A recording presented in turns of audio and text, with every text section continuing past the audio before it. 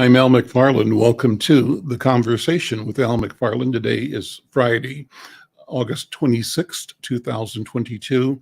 I'm glad to be here and glad to have you along as well. As always, I want to invite you to connect, to be connected with me, with us, be on a journey with us towards understanding ourselves, our community, our world, towards authoring our reality, towards assuming the both responsibility and the honor of acting with a sense of sovereignty, a sense of obligation to make a difference, to be a difference maker, a change maker in community and in the world.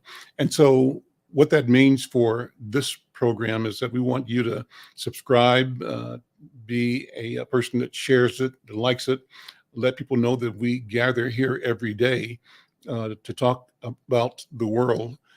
We have a system that goes like this generally. On Mondays, we talk to partners in the neighborhood movement in Twin Cities. We call it governance at the neighborhood level.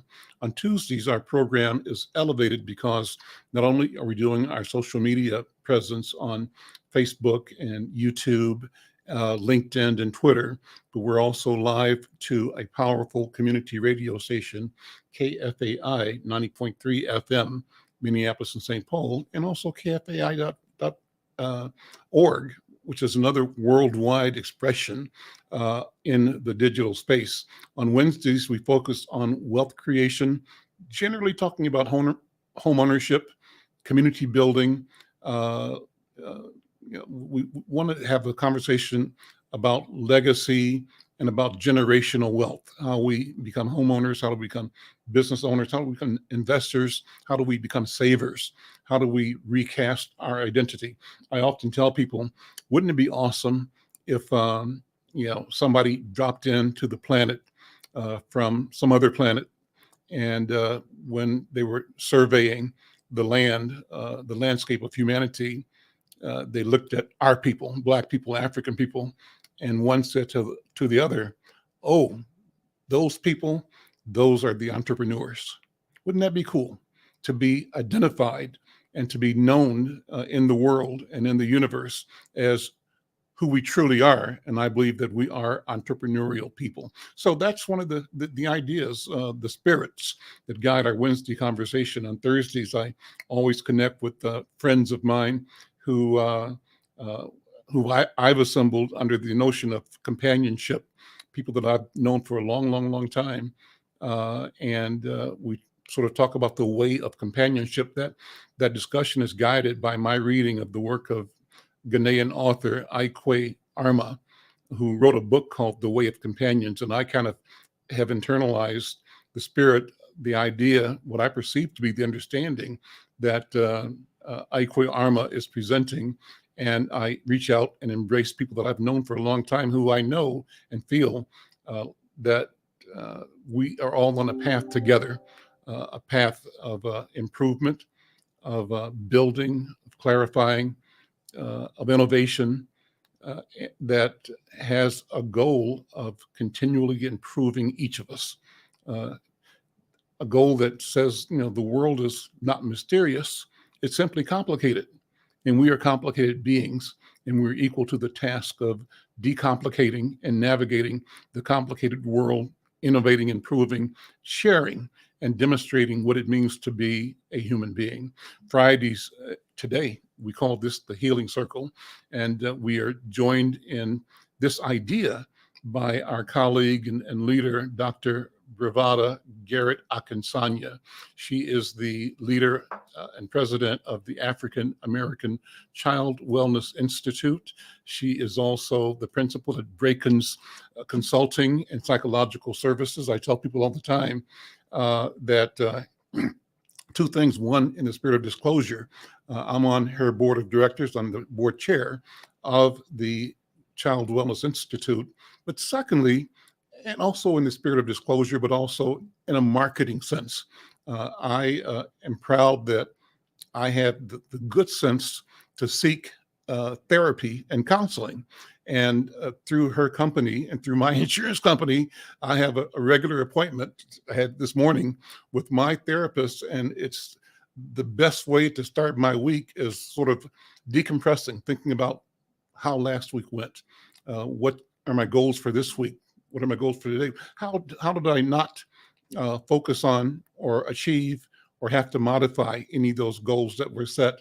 And how do I look at that without blaming myself, without feeling guilty, without feeling incomplete, but understanding that I have in front of me a set of choices that I'm continually making and that are continually available and evolving, and that I have the peace of mind and the presence of mind to continue making choices. And the making of choices is the name of this game. Keep choosing your future, choosing prosperity, choosing health. Well, with that, I want to welcome my colleague, my co-host on every day of the week, Brenda Lyle-Gray. I also smilingly remind people and Brenda and myself every time that Brenda and I are companions, in the sense that we were in kindergarten together in Kansas City. And we're both 74, 75 now. It's been a wonderful journey. Brenda, how you doing? I'm fine. We're waiting on the floods. We've gone from fire to floods in New Mexico. But Well, I'd rather have the flood than the fire. really? Yeah. That's cool. And so my attitude, Brenda, is bring it all. Yeah. You can't have one without the other. My when you said that, and when I'm saying that, what pops in the back of my mind is John Coltrane music, and his album that was released posthumously was called Both Directions at the Same Time. That's and exactly. When I listen to that title and listen to the music, there's something expansive. What it does is talk about the power of centrality of where he is musically, where we are at the moment, but it just acknowledges the present location as a point of reference, and that the reality is both this way and that way.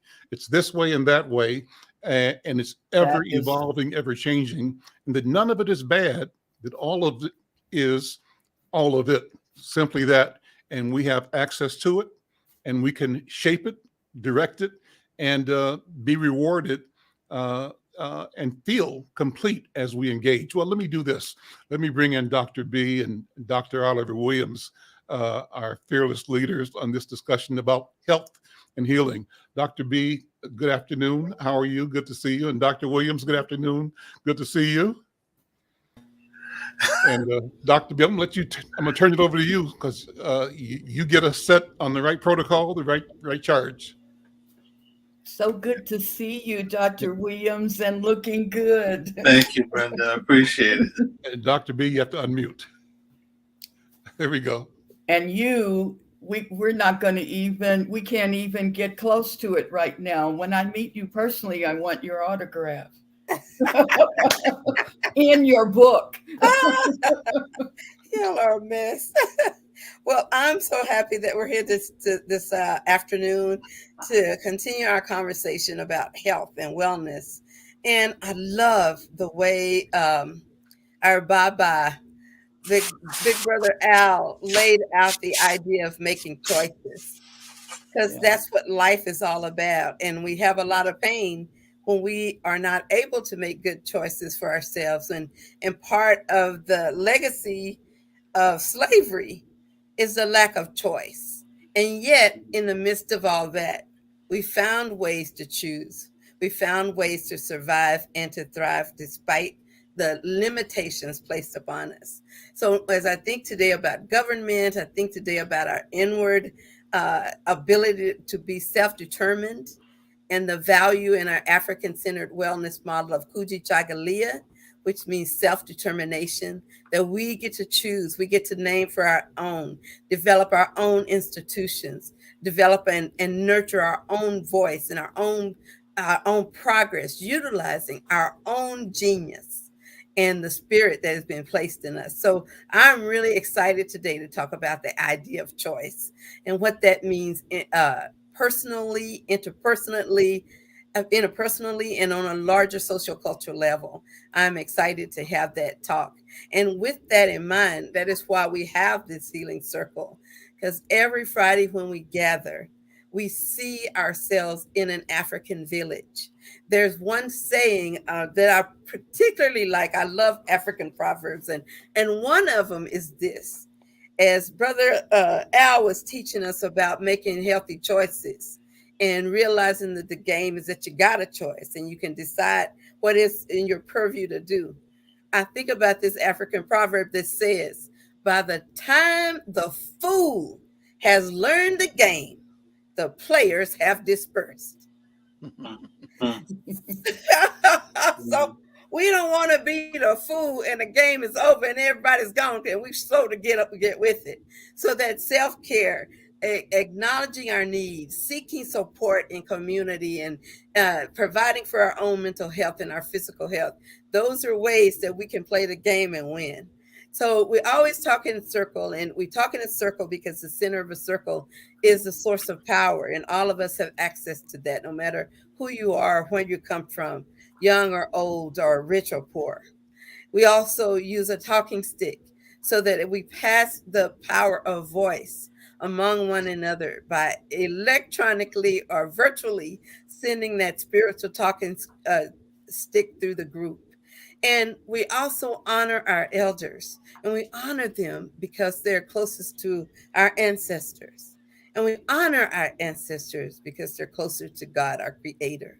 So in this sacred space where we all gather, not just us, but the decades and the centuries of spirit that stands with us, behind us, and seeing us as the realization of dreams.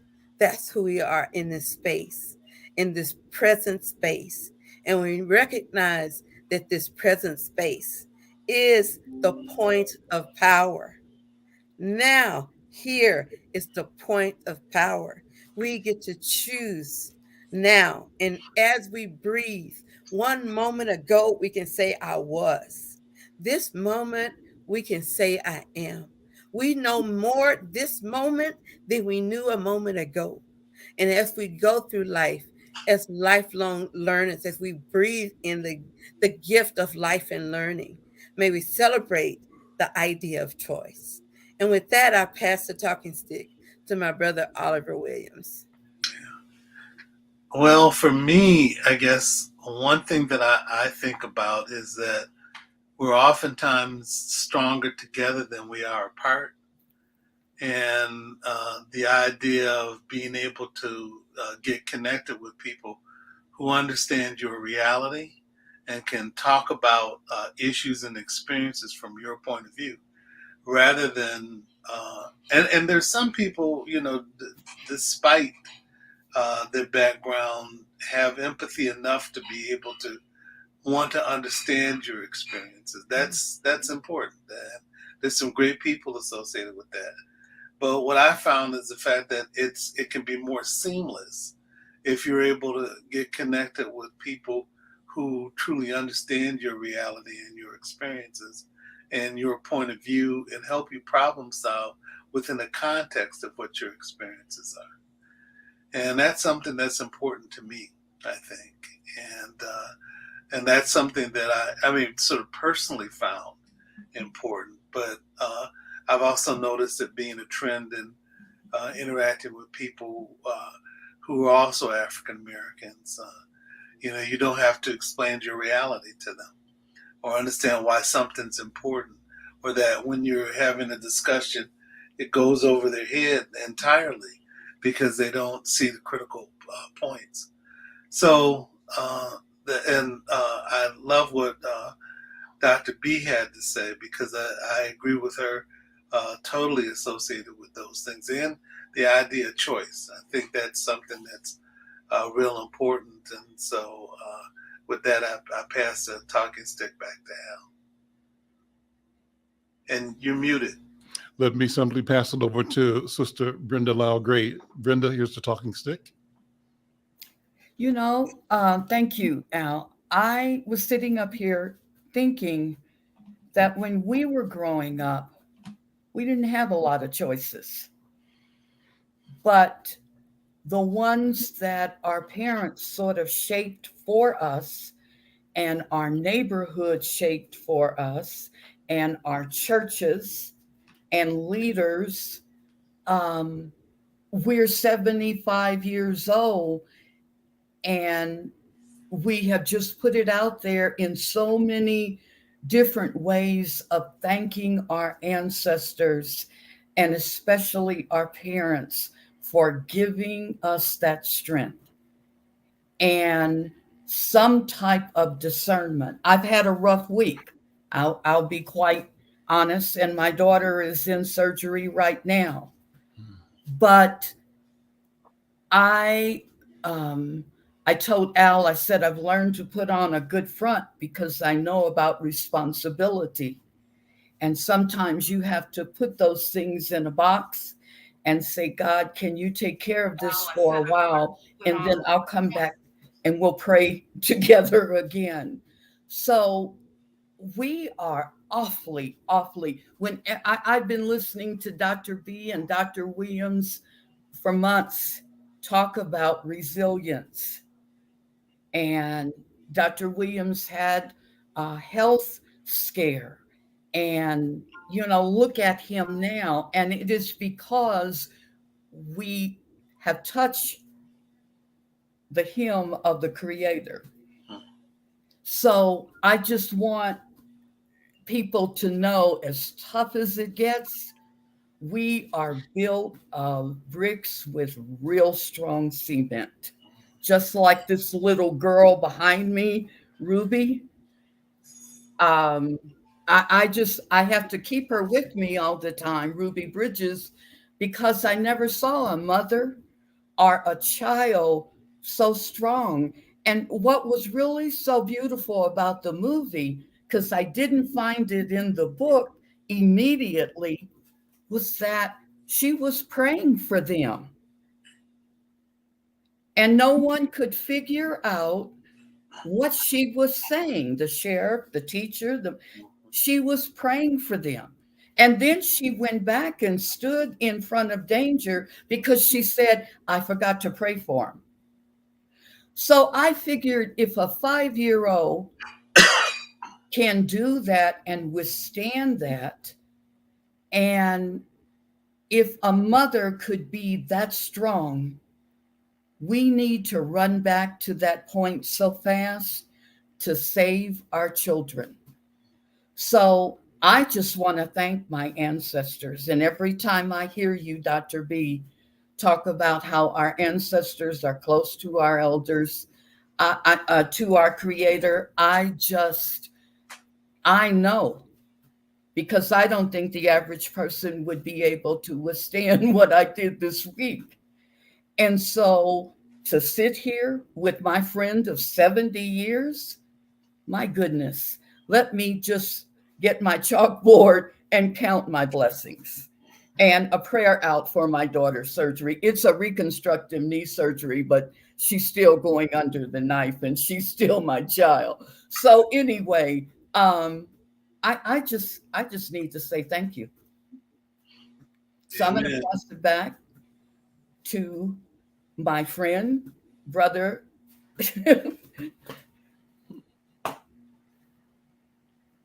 Okay, for me, I'll take it back. Thank you. Thank you, Brenda. And so, this week we've had some great conversations, Dr. B and Dr. Oliver. Yesterday, we had on another of my cousins, Robert Powell, who is a celebrated sculptor, artist, and art impresario, creator of a gallery called Portfolio Art and Education Center in St. Louis. And along with him, other artists talking about their way of perceiving, assembling reality, and the power of art, the power of creative. And you used the term, I think, Dr. B, about our genius, us recognizing our genius and employing, engaging that in the shaping of futures. I think in the past week, we also have had conversations about, sort of the watch that we're all on, looking at what's going to happen with the documents Mm, that the FBI mm, has retrieved from Mar-a-Lago. And the operative thought here, whenever I take a break and go upstairs, I ask Bobby, did they get him yet? Did they get him yet? And what I'm thinking and feeling is that it's a question of time before the justice system indicts the former president, Donald Trump. And so I'm genuine in asking the question, not that I know that there's going to be an answer of yes at any particular time, but the point I'm making is that that discussion is really abroad in the community, and it's making us, and it should make us all pay attention to the question of accountability, the question of ethics, and our ability to see our own personal and collective interest in how the society, the institutions deal with this transgression. right. And that the inability for the society to address the potential transgressions is akin to historic inability to address massive transgressions against the humanity of Black people. And so we carry an expectation that justice be done. And the justice that we're looking for at the point of the national investigation into the doings of the former president, the impetus of that is the same desire for justice in reconciling what happened against our people and against humanity in the transatlantic slave trade and in the imposition and maintenance of state-sanctioned crimes against humanity called slavery in this country. So all that is what's on my mind, and I keep bringing this up because it's good to bring up, good to talk about it, and it's good to tell us that we have a right to have thoughts, opinions, and to weigh in on the discussion. So having said that, I want to ask people that are watching or listening anywhere, thank you, Samantha Shepard, for being here. Thank you, my friend Michelle Madison, for being here. Thank you so much. And thank you, Steve Gullins. Steve made a comment. It says that we have had this conversation for 40 years. It never happens in the U.S. with Black Americans. We are so wrapped up in keeping up with the Joneses. We can get we can, what does it say? I'm not sure I really understand that. Steve, I'll try to read it exactly. I think he was saying we can rarely get on the same sheet of music. Okay. We just have to pray for our people in the race of society called America. There we go. Well, Steve, if you want to join the conversation, we can send you a link. Vosh, maybe send a link to Steve and see if he'd like to come in and build out on that observation. But Dr. B, I'm just throwing things out for you to respond to and for Oliver, Dr. Oliver and Sister Brenda to respond to. I'm going to pass the talking stick back to you. Before I do, I'm going to be thinking about the conversations we've had all week and put those in front of this group to have us reflect on and talk about where we go from here. Dr. B, here's the talking stick. Thank you. I receive it. Thank you. I've got my talking stick in my hand. I want to say that I think one of the most difficult experiences is looking for justice. I work a lot with children, and even the children know when things around them aren't fair. And we know that when kids get to be around the 4th, 5th, and 6th grades, those ages, they are looking for the equitable distribution of punishment and rewards. That's when we hear them making reference. Well, Johnny didn't get in trouble, or you didn't do this to her. And what we're doing as adults is looking at the equitable distribution of judgment and fairness. And we see for many, many, many years that lack of equity existed in gender, right, among us. So Even when Black men got the right to vote, Black women didn't. Mm-hmm. We see it in age, where in some parts of this country, people of color, African descent, we don't know to claim our age, and we want to be younger than we are because we've been influenced by the white dominant culture that youth is a place to be, as opposed to the age that we've earned wisdom and grace through. So all of these configurations and converge, all these issues converge into the now and defining who we are as a people. Are we going to still be people who look for justice and vote for people who support that?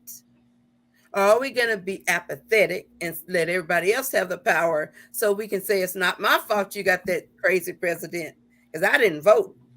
So what we have to do now is push in front of us that not only are we beyond slavery, we enslave ourselves again. We don't use the power to vote.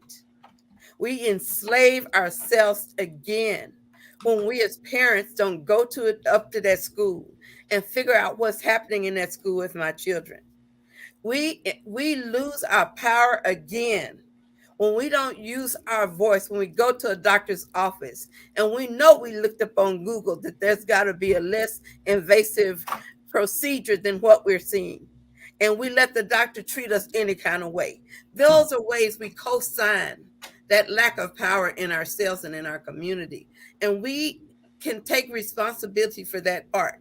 We can't stop people from being evil, demonic, hateful, rude, right? We can't stop that. We can pray for them and hope that they have a spiritual experience and they realize that the same creator that made us made them, and that we're supposed to be brothers and sisters on this planet. We can pray for them for wisdom, but we also have to pray for ourselves to use our wisdom as a vehicle to our empowerment, to our voice. And with that, I'm going to pass the stick to Dr. Brother Oliver Williams. You know, Dr. B, the thing that I think about from just listening to you, it reminds me of the idea of healing.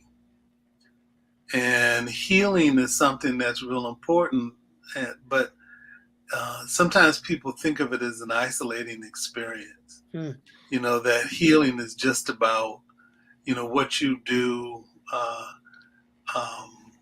in resolving some issue in front of you without recognizing that really the healing is directed towards the person that has been affected. You know, I keep thinking about the way that some people described it to me. They talked about healing and they said that it's like somebody owed you money and you knew you weren't going to get paid, but what happened is that you hold on to it and hold on to it so tight that it affects you when you expect justice to be done. But, you know, other ways that I've heard it described is the fact that, you know, it's important to be able to let it go and not hold on to those things, those grudges, those expectations. And that when you do the healing, you do it for yourself. Some people call it forgiveness. Forgiveness is not forgetting what happened. Forgiving means that, you know, you, in my opinion, you let things go so you don't let the damage affect you. You know, I've talked to some people who've been affected by people that have been abusive to them. And the thing that they talked about was the fact that they forgave the person long ago. They didn't forget. They didn't want to get back together with that person. They didn't want to have an association with somebody that willfully does them wrong. But one of the things that's clear is that they ended up letting their heart free from it. Because when you don't, someone described to me, it's like letting someone live in your brain for free and they're not paying rent. And so what you want to do is you want to let it go, so you're free from that. And the other thing is the fact that when you start to do well, that's the best sign of success. So if somebody has your uh, uh, experience where they want to see you, fall and trip, when you do well, you counter that. So the best sign of success is being able to do well, and that counteracts anything that anybody's trying to do to see you fail.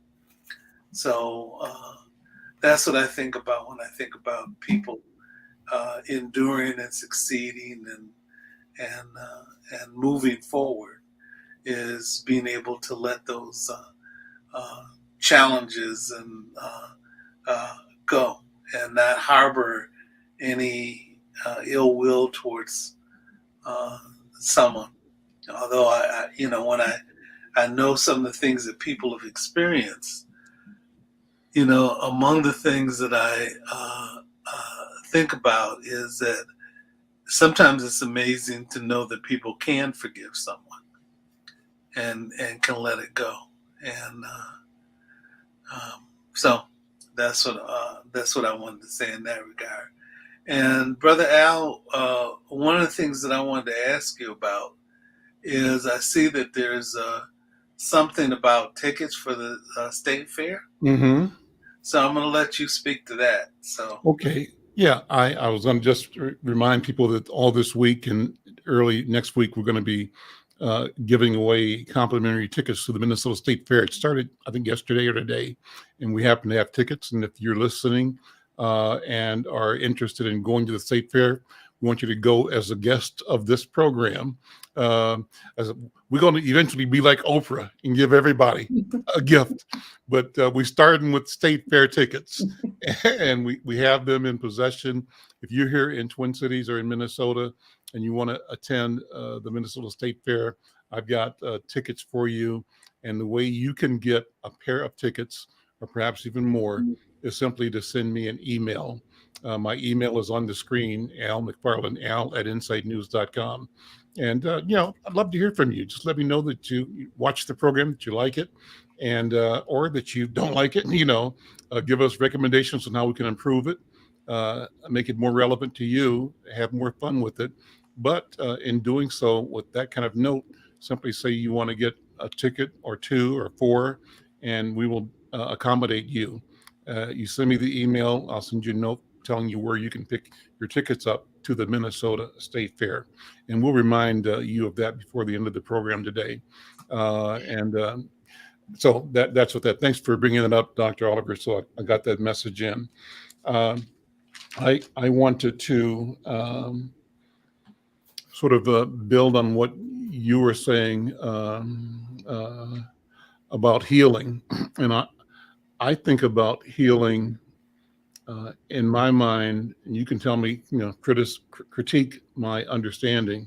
I'm asking you to, as an active thing, meaning in my mind's eye, it's not that somebody is healed or is healing somebody else, but healing is a way of being in my mind. And so healing doesn't start and stop. It doesn't come at a certain time. It's a process that is always afoot, always underway. And maybe your awareness of it elevates given the stimulation or the challenge or the opportunity or the accident that caused you to focus your attention on an aberration. What's an aberration? Oh, you stubbed your foot. Oh, you broke your arm. Oh, your knees wore out and you got to have surgery. But all those things, or an accident happens, or your heart is broken. Something happens that isn't what you expected, and you're let down, you're disappointed. You didn't get a promotion or a raise. I mean, anything is an aberration from what you had perceived and wanted and desired as a smooth, orderly progression of your life, of your day, of your moment. And so healing, in my view, and this is a layman's view, so I'm speaking to the experts, but I'm claiming my lack of knowledge.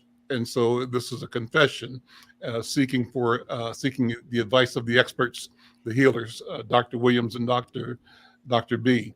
Healing for me is a way of walking, a way of being, a way of thinking, a way of speaking that in and of itself, at its core, is restorative and reflective of the process of restoration, that process is eternal, ongoing. It goes on and happens, on automatic from the moment you breathe your first breath. But really, it's even bigger than the breath. It existed before you breathe, and it continues. Once you cease breathing, ceasing breathing doesn't mean that you cease existing. It simply is a reflection of transformation. And that's kind of how I see it. You guys can send me to the corner with my dunce hat if you want to, or give me some feedback. Dr. B, what do you think? I think you just beautifully described the active process of healing, and that it is one that's very intentional, but also very incidental. That life will teach you. Life will teach you when you don't actively seek the lessons. The Creator will put those lessons in front of you, and there's this saying that when the student is ready, the teacher will appear. So when you're ready to learn, the life around you will teach you what you need to know. And I trust that's true. And I think as a healer, I think that, and I always have said this, once I was with this other old lady who was a healer. And she said, you don't have to teach a cut how to heal. You just need to create an environment so the healing can take place. And so with us, things like this healing circle, where we're normalizing the idea that we all are in that process of healing every day, every moment of every day, that even through our injury, we choose to see ourselves in a place of healing as a place of, instead of a place of being in demise, that there are opportunities, and we're reflective when we experience things, to say things like we said earlier when Sister Brenda was talking about her daughter. The first thing that hit me is I'm glad that she's got a praying mama, because they even did research on prayer with people who were heart attack victim survivors. And the one group of the survivors were prayed for, and they didn't know it.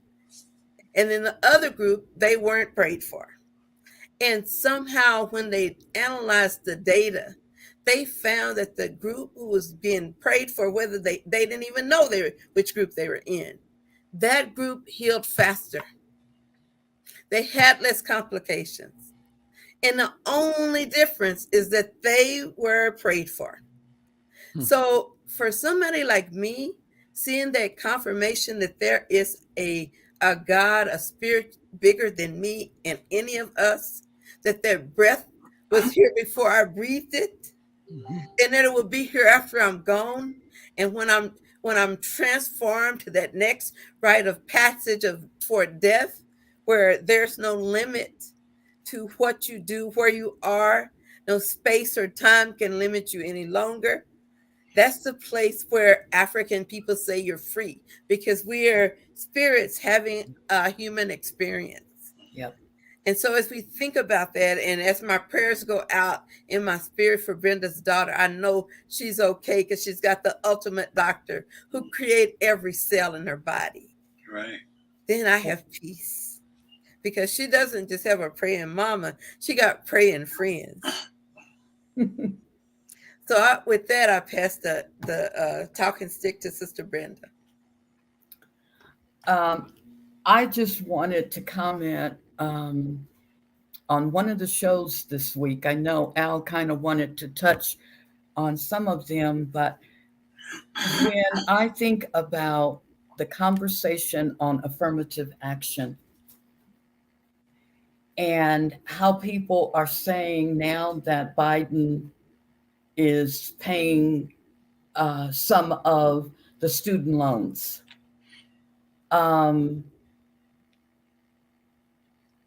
Why are they getting this? I had to work for mine, and all the time I was thinking, you haven't healed. You've got some big holes in your heart, conscience, whatever you can say. If you cannot understand what Black children, Black students go through in your environment, you haven't even begun to understand. And I thought of Ketanji Brown Jackson, and I was saying, you don't have a clue the strength that and the integrity that it took for that woman to withstand what she did. And this is an everyday thing for us. It doesn't stop. You can have all of the money in the world, but there is no dollar signs up and down your body that says that that's going to protect you from what's going on right now. And we need to have so much strength right now because we've got to pass it to our children. We just must. So I was just sitting up there thinking, when we talked to, and Angela Rose Myers, oh, she's just a jewel. And she said, I'm celebrating. I mean, she's got, what did she say, Al, about $150,000 in student loans? Yep. And then, they were talking, the conversation was, well, why do they get this privilege? We haven't had it. Mm-hmm. And then when we get there, you treat us like we don't belong. I mean, I fought the Klan. I had to bring CORE on my daughter's campus. So they were celebrating homecoming in Greek, and I'm trying to keep my daughter in school. They haven't had these experiences. I wish they would begin to heal. I wish they would begin to dig deep. But maybe, that's not their intention. But it was a good conversation because we have to think about that. Affirmative action was put in for a reason. And if you don't understand that, I find you quite lost. So I'm going to give it back to Al. And so what I want to take off on is the question, Dr. B and Dr. Williams, of their intent versus our intent. Yep. And Dr. B, you talked about we can't control what other people think, say, or do, but we can control what we think, say, and do. So the question is, what happens when these two things meet, when they greet, they interact? Is it necessarily that one must submit to the other, or is there a process of transformation that can occur? Is there the possibility of, was it synthesis and antithesis, and then whatever the new outcome of that? How does it work? And behind it is my belief that we simply must continue to examine our inward indwelling strength, character, spirit, reason for being, raison d'etre, right? We have to continually become familiar, acquainted, and trustful of that which is within us, because that is what connects us to the all, in my viewpoint. And if and as we do that and operate from a sense of a genuine and humble appreciation and respect for all of creation, if that guides us, it guides us with a power And that power is not a power that's negatively aimed at even forces that are hostile to us, but it's a power that continues to nurture strength, capability, resilience, resistance within us.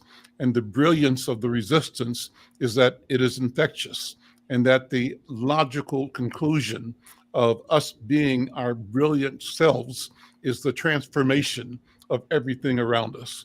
And our commitment simply has to be move towards that completion of who we are and what we are. And in doing so, with a sense of intensity and a sense of, uh, uh, you know, indefatigableness, we generate a vibration that in and of itself transforms everybody else. So the adversary, the enemy, while our intent is not to destroy that, our intent is simply to be ourselves. What is that? That's to be the healer, to heal as we exist. What do you think, Dr. B? I think you're mighty deep as usual, and We need to pull out our dictionary. and I guess the thing I was going to say is this quickly is that as you were talking, I remember the scripture in the Bible that says, "Love thy neighbor as thyself." And I learned in my work and my own personal work of growing that to be pro-Black doesn't mean I have to be anti-white. Mm-hmm. To be pro-woman doesn't mean I have to be anti-male. Mm-hmm. And that I can love myself without hating others. And then I thought a moment ago, what if you do hate yourself? How are you going to love your neighbor as yourself when you don't even love you? Right. Yep. And so that's part of the work we have to do in introspection and being mirrors for one another and saying things like, that doesn't sound very loving of yourself to say that. And try to see everybody as children of God. That helps me when I know that there are some kids who misbehave and there are some kids who follow the rules. And my job is to love them compassionately and to be as caring and supportive as I can, and to recognize that giving your unsolicited feedback is considered criticism. So if you didn't ask me, and I don't have really any business be telling you what you think or what to say, but if you ask me, I'm going to tell you in a loving, thoughtful way. So I'm going to pass this to Brother Oliver, Dr. Oliver Williams, who I feel is another very deep thinker, and I'd really like to see what he's got to say about this here. There you go, Brother Oliver. Here's a stick. I received the stick. You know, I want to go back a couple steps and then comment on what we're saying now, what we're talking about now. And there was something that was said when we were talking about the idea of healing. One of the things that I think about is one of the things that you said, Dr. B, was the fact that it's a process. When I think of Bishop Mitchell in Mississippi, and so he grew up in a household where there was domestic violence, and so he became a pastor, and he decided that he was going to have a domestic violence ministry in his church. And so he said one of the things that he had to do was he had to figure out how he'd forgive his father, who was the person who was the sheriff and was in the town, and was abusive to his mother and to his siblings and himself. And he said before he could do that, he had to figure out a way to free himself of the anger and the effect that he had, because he felt like it wouldn't be any good if he tried to develop a ministry around the issue of domestic violence when he was affected himself. So he talked about the importance of being able to figure some of that out. But among the things that he did was he ended up praying and in absentia, because interestingly enough, his father got killed he parked on the train track. He couldn't get off. Train came and hit his car and killed him. But he ended up praying to relieve himself of the anger and frustration. But one of the things that he talked to me about when he discussed the issue of healing was the fact that it's a process, and that when you're going through the challenge, you're feeling the pain. He says, and you may have a wound. He said, but the thing that's so interesting about the wound is that over time, you can touch that wound and it no longer has any pain for you. That the wound will still be there, but the impact of the wound is not going to be a problem. And that you can touch it and it may be a reminder to you, but it doesn't hurt you anymore. And the notion of healing for him, that was something that was real important to be able to think about as we move forward, that it's a process, that time, you say time heals all wounds. But I think it's not only the time, it's the process.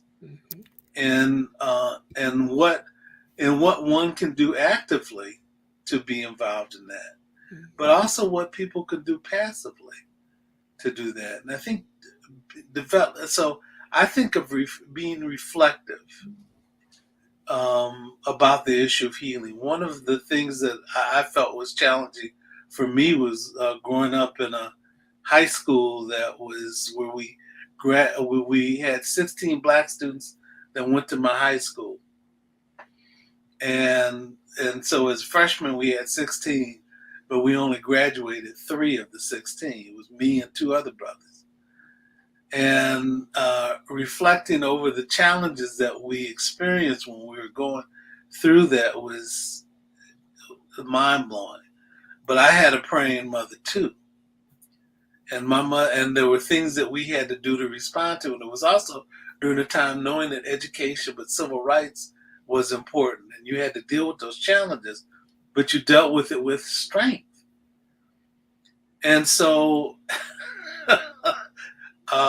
about last year sometime, there was a young man, or I guess not so young anymore, but a classmate of mine ended up emailing me, a white guy, he was about a year behind me. And I know what I experienced in school and the challenges that we went through. And so he's a white guy. He said he wanted to be in contact with me. He invited me to go fishing with him. And when I get back in town, maybe we could do that.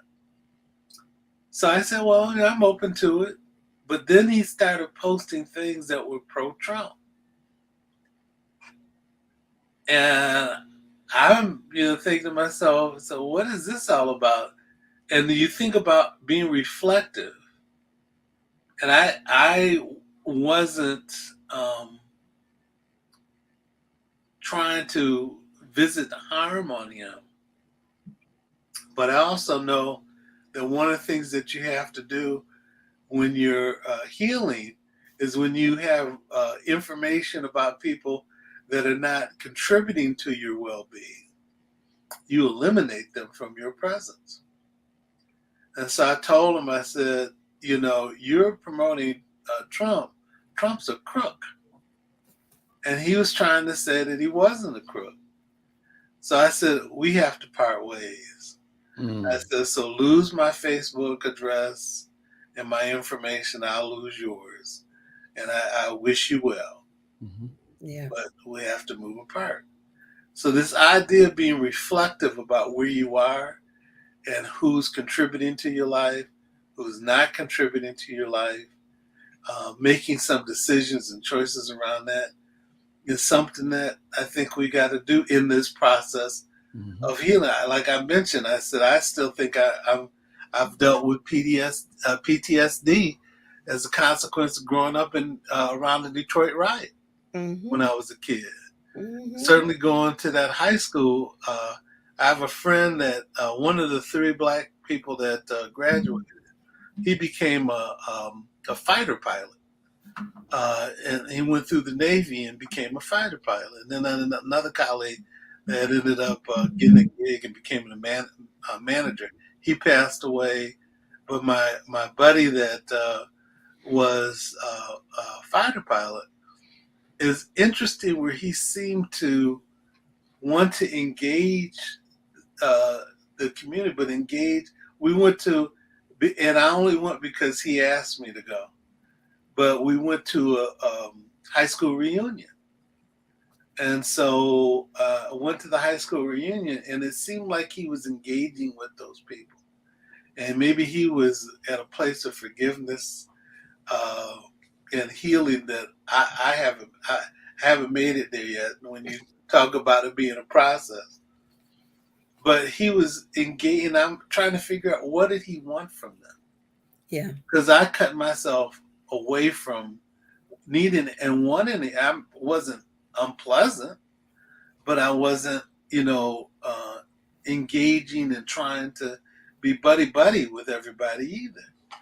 And the comment that the thing that I noticed him doing was, I said, Reggie, why were you so engaging with them? He says that when we were in high school, I see how they minimized and thought that we couldn't achieve, or we couldn't do this, that, or the other thing. And what I wanted to do was to be able to show them that we could do those things, that we did achieve those things, that we were able. And then, the other thing, going through the pilot program to become a fighter pilot as a black man wasn't so easy to do. And he was around that environment. He continued to be around that. Not like I wasn't, but, he was. He wanted them to know. Yeah, that's right. Mm-hmm. And so so I found that interesting in terms of his process and what he was able to do. To me, you fight through it and you deal with it, but I wasn't at the same place he was. And I appreciate that with him. But the note for me is being reflective. Thank you so much. Thank you so much, Dr. Oliver. I know our time is almost up, but I wanted to just say this one thing that I think is funny. As you're talking about reflecting, I remember being a leader at the University of Houston downtown, one of the lead staff, director of the counseling center. And some of my colleagues, they wanted to do team building. And so we were in Houston, and we were going to go out to the woods and do rope courses. And I had a visceral reaction. I said, I don't care. Well, I'm not going to go out to the woods with a bunch of white folks with ropes. I don't care what somebody says she fell on me. So I'm not, and I felt it viscerally. Right. So I think you're hitting on something. And with that in mind, I want to pass the talking stick to Baba Al McFarlane, so we can close up for the day. Thank you. And Dr. Oliver, thank you for those wonderful stories, because what I'm taking from them is both of you and your colleague, your friend, your classmate, the pilot, both in your own way being yourself. Mm-hmm. And what I heard you say when you made a decision to withdraw yourself or to move out of your arena of engagement, that person whose energy was antithetical to your vision, that was simply Oliver Williams being Oliver Williams and staying true to Oliver Williams. And though it showed up differently, your colleague, the pilot, was also being true to being the pilot, and his mission was to be that. That's and right. To be it all the time. And so to me, it goes back to what I was trying to say earlier about being a healing force, being a healer. That to me is what the healer is, what the healer does, and that is be herself, himself. And I had one more thought before I close, and that was, Dr. B, you can explain this or have my therapist explain it in therapy later on, maybe not on the air for me, but somehow I had this notion. I said to somebody at some point in time that let me not say this the wrong way. We were in a meeting, a discussion, and I was telling some elders, I'm what you prayed for. And so I am the prayer. And I meant that not so much Al McFarlane, but this energy is the prayer. And I meant it in a way that said to each of them, you are the prayer. That's what I want to make sure I'm clear on. I don't want my ego to come out here as saying I'm different from anybody, but I wanted to acknowledge that the feeling I had in that conversation of elders and community is the ability to articulate the mission and the presence of prayerfulness in my very being, and therefore to declare, I am the prayer. And in saying so, it's not about me. I'm saying, Dr. B, you are the prayer. Brenda, you are the prayer. Dr. Oliver, you are the prayer that we've all been looking for and that we work with and through and that we benefit from. So with that, now, Dr. B, you can call my therapist and tell her to talk to that boy. He got something wrong. No. At least I said it. I got it out. Yes, Well, you did. It I- is beautiful. And let me give the talking stick to Sister Brenda, because she had a statement. she wanted to make. I know we're out of time, but you know who I thought of was Micah. And Micah grew up as a child in Worthington. Is it Worthington? Yep, Worthington. My brother Micah. Yeah. And he had a wonderful childhood. He had wonderful white friends. And when it came to getting investors for Ravel, it was his friends. And when Micah told that story, it was like there were no colors. They didn't entertain that. To hear him talk about, he said, I had a wonderful childhood. I mean, some of his siblings had a wonderful childhood in Kansas City. But I thought of that. And I think that's one thing we need to look at. There's some good white people in this world who understand. They're not all Trumps. So I thought of it, just flashed, because I thought that was just beautiful. He just shook his head and he said, it was my friends that helped. Yeah. And Brenda, let me build on that and finally say that, in a sense, that's exactly what I'm saying as well about us being ourselves. Yeah. When we are our true and authentic self, Authentic. we can engage with every other human being in creation as an authentic presence, a valued, gifted, blessed experience that properly aligns with our vision, and that, like us, is or is capable of being an agent of change, of being the prayer.